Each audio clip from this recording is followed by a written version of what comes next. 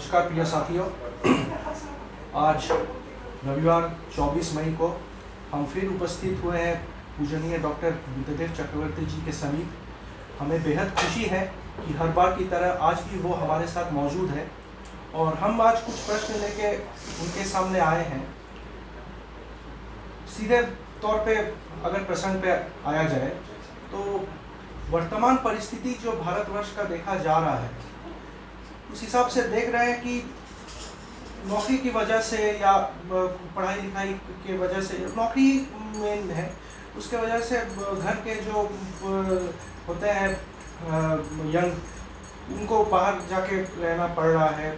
बड़े बड़े शहर जैसे बेंगलोर, मद्रास या हैदराबाद, वहाँ जाके उन्हें नौकरी करनी पड़ रही है, जिसके वजह से वो उनकी जो मेन परिवार के साथ जो उनका संपर्क था वो धीरे धीरे टूटता हुआ नजर आ रहा है। प्राचीन युग में या कुछ दिन पहले भी अगर देखा जाए, उस समय में देखा भारतवर्ष में एक प्रथा चलता था जॉइंट फैमिली का, जहाँ पर सब एक साथ मिलकर रहते थे, जहाँ पर दादाजी, परदादाजी, ताऊ जी ये सब मिलकर रहते थे और आपस में एक अजीब तरह का केमिकल नहीं, अजीब तरह का एक बॉन्ड बनता था, जिससे एक बिहेवियरल एस्पेक्ट पे भी उसका एक असर अच्छा ही पड़ता था। तो लेकिन वर्तमान जो परिस्थिति भारतवर्ष का आ गया, उसमें देखा जा रहा है कि ये चीज़ को मेंटेन करना अब संभव नहीं हो पा रहा। तो इसलिए अभी जो जॉइंट फैमिली का कंसेप्ट था वो अभी आ गया है न्यूक्लियर फैमिली पे, हम दो हमारे दो। तो इस पे एक बच्चा जब जन्म लेता है और बड़ा होता है एक ऐसे वातावरण में, तो उसके मानसिकता पर ये क्या देता होगा एक प्रभाव, वो अच्छा है कि बुरा है, और वो अगर जॉइंट फैमिली से हम कंपेयर करते हैं तो वो किस हिसाब से अच्छा है बुरा है।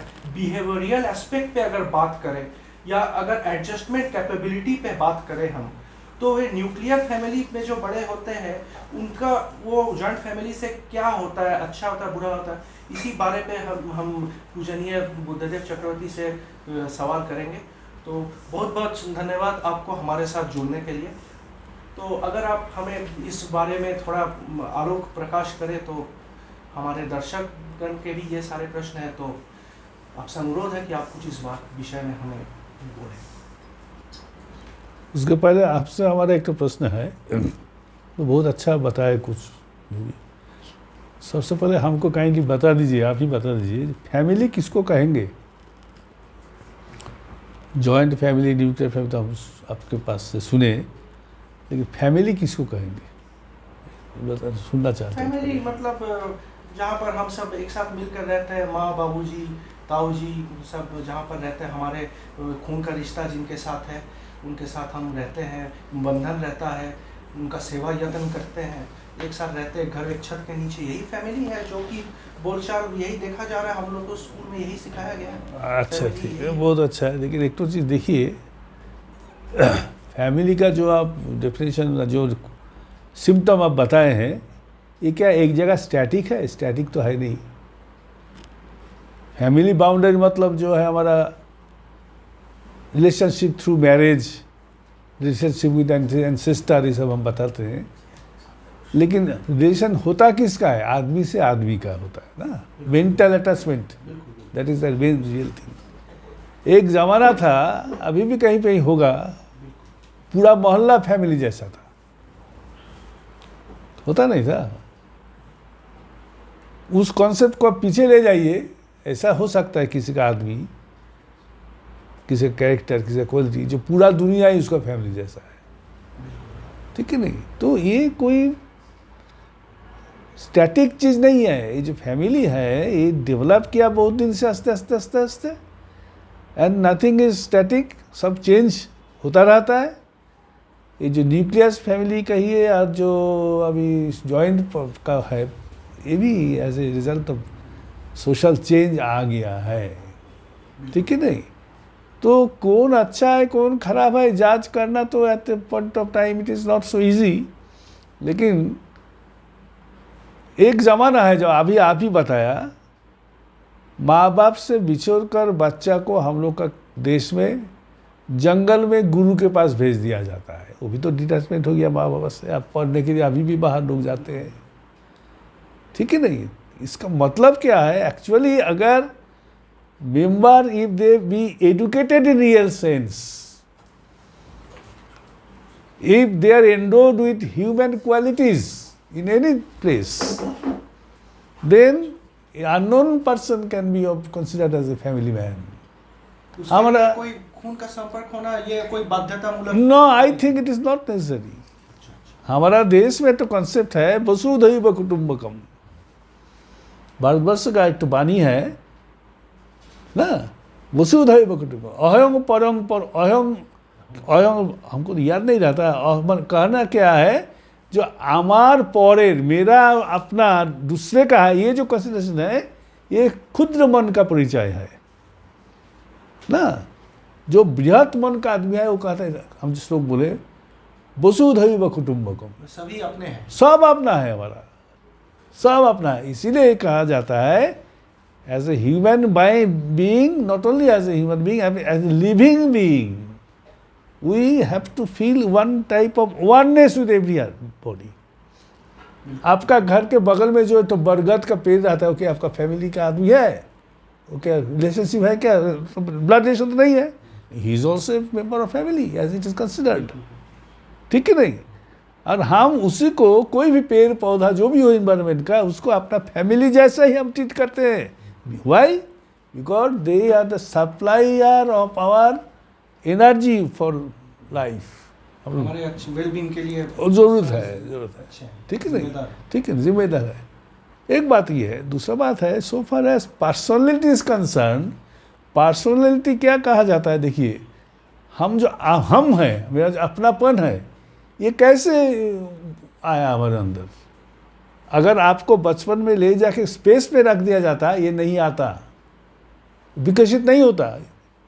इसलिए नहीं होता, आपका जो अपनापन है वो विकसित करने के लिए एनवायरनमेंट का इम्पल्स चाहिए. ठीक है नहीं. एनवायरनमेंट का इम्पल्स जितना वैरायटी होगा, आपका अंदर में जो कॉन्शियसनेस है वो उतना तरह से विकसित होगा. जैसे आपको अगर जिंदगी में कभी खेल दिखाई नहीं आप, तो खेल के बारे में आपको कुछ पता नहीं चलेगा. खेल देखिएगा तो खेल क्या है, खेल में क्या कंपटीशन होता है, कैसे खेला जाता है, आपके रोज नया नया इंटरेस्ट आएगा आपके. उसको देखिएगा, जो हम लोग वननेस कर रहे हैं, मेनी ही वन, वो भी आपका पर्सनल के अंदर है. बहुत कुछ है. कितना विकसित होगा, कितना प्रकाशित होगा, it depends upon how you get impulse from the environment surrounding. ठीक है नहीं. ये जो भावना जो सब अपने ही है, हम ही सब में है, ये भावना तो एक विकसित होने वाली वस्तु है जो अपने अंदर डेवलप करना पड़ता है. तो इस चीज को डेवलप करने के लिए जॉइंट फैमिली कितना बड़ा रोल प्ले करता है? बहुत बड़ा रोल करता है. जॉइंट फैमिली मतलब वेराइटी ऑफ मेंबर्स, सब एक तरह का कोई नहीं होता है. एक नंबर वन. दूसरा है, सब एक एक के साथ एक एक टाइप का रिलेशनशिप है. हमारा फादर के साथ जो रिलेशनशिप है, फादर का बड़ा भाई जिसको हम लोग बड़े पापा कहते हैं, जो भी कहते हैं, उसके साथ रिलेशनशिप अलग है थोड़ा सा. वो हमको जो इम्पल्स देंगे, पिताजी माताजी वैसा नहीं देंगे. फर्क है, सब अलग अलग है. चचेरा भाई और अपना भाई में फर्क होगा, लेकिन एक ही है. वो क्या हम सीखेंगे अननोइंगली, अलग रहते हुए भी हम लोग एक है, और सब कोई हमारे लिए बहुत जरूरी है. ठीक है नहीं. ये बहुत बड़ा ट्रेनिंग है. ये बहुत बड़ा ट्रेनिंग है ना. दिस पर्टिकुलर ट्रेनिंग एक्सपेंड्स, और हम सराउंडिंग में, सोसाइटी में हमको फैलने में तो सुविधा ये होता ट्रेनिंग है. क्या स्कूल में जाने से नहीं मिल सकता है? अगर बहुत सारे दोस्त के अगर साथ स्कूल एक साथ ना, पढ़ते हैं. इंफॉर्मेशन बहुत मिलेगा, लेकिन वो सब एक्यूमुलेट करके एक में ले आना, वो that depends on the teacher. अच्छा, जो पहले हमारा गुरु में रहता था तपोवन में, अभी भी कोई कोई गुरु होगा ऐसा. And the first guru in our previous topic we told that first guru जो होता है हम लोग का पिता माता होता है. अगर फैमिली में वो कल्चर है, जैसे एक माँ है, बच्चा को टिफिन दिया स्कूल जाने के, तो भाई बताया उसको, जो तुम्हारा दोस्त लोग को अगर देखोगे खाना बांट के खाना आपस में. बिल्कुल बिल्कुल. ठीक है नहीं. ऐसा भी नहीं होना चाहिए. हम जानते नहीं है, आई अश्यूम, अगर आप सस्पेक्ट करते हैं, ऐसा भी माँ हो सकता है जो कहता है देखना किसी को देना होना नहीं, आपने खा दिखाना नहीं होगा, ले लेगा खा लेगा, तुम नहीं हो. तो फर्क हो गया कि नहीं. कैसे फर्क हुआ, कब फर्क स्टार्ट हुआ, वो बच्चा को पता भी नहीं चलेगा, लेकिन वो उसके चरित्र में फूटने लगेगा, फूटने रहेगा। बिकॉज वो तो अंदर से इनपुट तो आ रहा है ना, इनपुट तो आ रहा है ना, इनपुट जैसा आ रहा है वो प्रोसेस होकर बाहर निकलेगा, ठीक है नहीं। इसीलिए फैमिली से अलग हो, फैमिली से दूर हो, वो फैक्टर, लेकिन अल्टीमेटली डिसाइड फैक्टर है the integrity of the personality of the child. वो चाइल्ड का पर्सनालिटी अगर ठीक है, इंटीग्रेटेड है, अगर वो अगर सोचे, जब बचपन से हम देखें, हमारा परिवार में सब कोई अलग अलग है लेकिन एक परिवार कहा जाता है।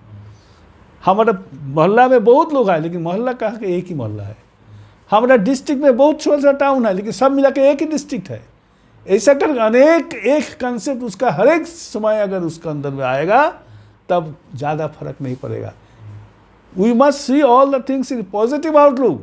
जैसे पहले 12 साल के लिए गुरु घर में चला जाना पड़ता है ना, अब 6 साल के लिए कोई इंजीनियरिंग कॉलेज में चला जाना पड़ रहा है, डिस्टेंस तो हो ही जा रहा है। 6 साल में जो इंजीनियरिंग कॉलेज में जा रहा है वो एक वर्ष एक समय में जाता है, तो उस समय ऑलरेडी मेंटल डेवलपमेंट हो जा रहा है। लेकिन आप जिस गुरु में जाने की बात करें वो बहुत ही टेंडर एज में लोग जाते थे, तो मन में जो प्रभाव पड़ता था हाँ ठीक है, आप तो टेंडर एज में भी गुरु नहीं है यार, वैसे जंगल में नहीं है, वैसा सिस्टम भी नहीं है। आप क्या सिस्टम है, बचपन में दीक्षित कर दिया जाए उसको कोई गुरु के साथ, और वो फैमिली भी दीक्षित हो जिस फैमिली में एक कल्चर रहे, जो तुम अकेले नहीं हो, सब कोई रहेगा तब भी तुम रह सकते हो, सब में तुम ही हो, ये कल्चर अगर रहे तो इट इज बेटर, तो कॉम्पनसेट हो सकता है, बेटर देन वर्स। ऐसा ही करना पड़ेगा, because we can not hold the changing environment at one place. वो तो स्टार्टिंग नहीं है, वो तो बदलते रहेगा ना। इसीलिए हम लोग को देखना पड़ेगा इस चेंजिंग सर्कमस्टेंस में हमको बेस्ट रिजल्ट कैसे मिलेगा, बेस्ट टीचर कौन होगा, बेस्ट सिस्टम क्या होगा, बेस्ट प्रोडक्ट मतलब जो सीख रहा है वो कैसे हमको मिलेगा, ठीक है नहीं। ये सब देखते हुए जाता है lot of laws we have to follow, ठीक है नहीं। लेकिन एक और बहुत बड़ी चैलेंज जो हम लोग सोसाइटी को आजकल फेस करना पड़ रहा है वो ये है कि अभी कॉस्ट ऑफ लिविंग बहुत बढ़ चुका है, तो हस्बैंड वाइफ दोनों को नौकरी करना पड़ रहा है। बड़े बड़े शहर में बच्चों लोग को देखने वाले कोई नहीं मिलते, तो उनको क्रेश में डाल दिया जाता है। तो आप उस चीज़ को कैसे इस एंगल में लाइएगा, तो वहाँ पर जो डैमेज होना, कुछ क्या डैमेज होता है मेंटालिटी में, कुछ क्या डैमेज हो रहा है? बात हमारा तो लगता है डैमेज होता है, हम समझते हैं। दूसरा बात है, कुछ अगर आप चाहते हैं ना, कुछ देना पड़ेगा। आप हाईवे चाहते हैं, आपको पेड़ काटना पड़ेगा। पेड़ काटने के लिए जो एनवायरमेंटल हैजर्ड है वो आपको फेस करना पड़ेगा, वो ट्रेड ऑफ चलता रहेगा। इसीलिए आपको एक तो चीज़ अपना लेवल में डिसाइड करना पड़ेगा, और जो डिसाइड करके भी आप नहीं रह सकते हैं, because you are not cut off from rest of the place, rest of the environment से आप कट ऑफ नहीं है। इसलिए आपको प्रायोरिटी क्या है देखना पड़ेगा, प्रायोरिटी क्या है।